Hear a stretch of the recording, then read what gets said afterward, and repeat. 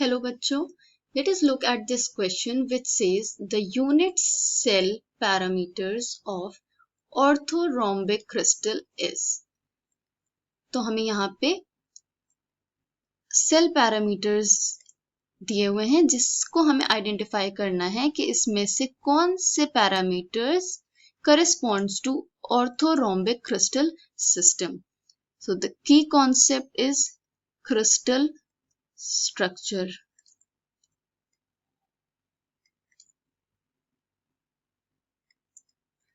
अब हमें पता है there are 7 crystal systems,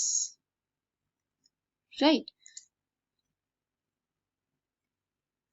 और ये 7 crystal systems कैसे categorized हुए हैं? These are categorized on the basis of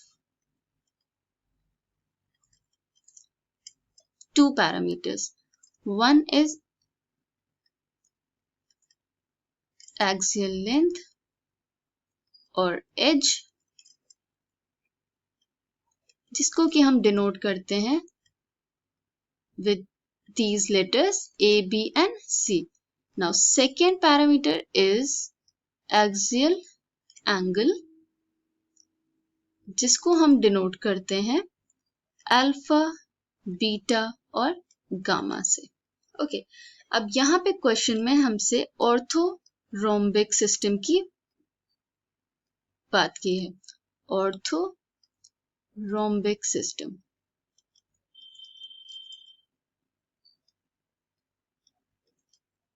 अगर हम एक ऑर्थोरोम्बिक सिस्टम को ड्रॉ करें तो it would be something like this.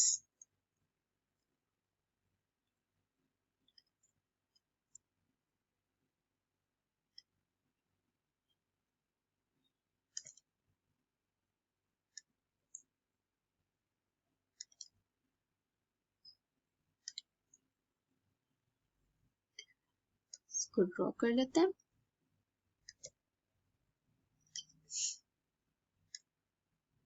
Angle length denote करते हैं with letter A, B and C. So these would be the A, B and C. अब इस स्ट्रक्चर से हम देख सकते हैं that the axial length are not equal. A is not equal to B is not equal to C. Okay. अब second parameter, that is axial angle. So the axial angles are alpha is equal to beta is equal to gamma is equal to 90 degrees. So all the angles are equal, जो कि 90 degree है, लेकिन axial length equal नहीं है. Okay, तो अब हम options में देख लेते हैं which option is the correct option. So option number 3, which says A is not equal to B is not equal to C, whereas angle alpha is equal to beta is equal to gamma is equal to 90 degree is the correct option which denotes the cell parameters of orthorhombic crystal system. I hope you understood this concept. Thank you.